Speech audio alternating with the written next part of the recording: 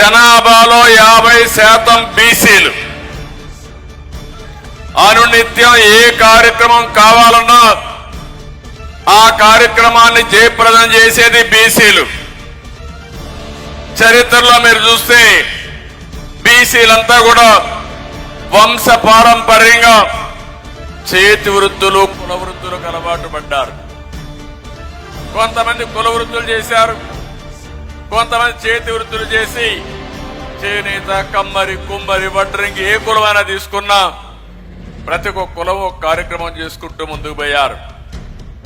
దీనివల్ల మీరు ఒక్కసారి ఆలోచిస్తే పనులన్నీ చేశారు కానీ మీకు రాజకీయ ప్రాధాన్యత లేదు, ఆర్థిక వెసులుబాటు లేదు.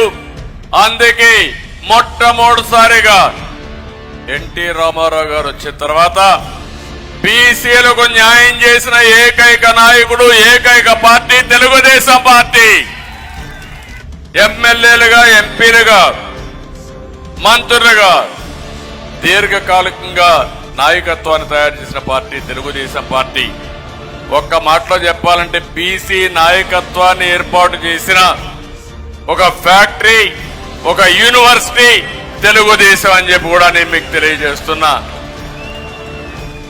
ఇక్కడి నుంచి ఇంకొక పక్క మీరు ఆలోచిస్తే స్థానిక సంస్థల్లో మన నాయకుడు ఎన్టీ రామారావు గారు ముఖ్యమంత్రిగా ఉన్నప్పుడు 20% రిజర్వేషన్లు పెడితే నేను వచ్చిన తర్వాత దాన్ని 34% రిజర్వేషన్లు పెంచి తద్వారా కొన్ని లక్షల మందిని నాయకులుగా తయారు చేశాం.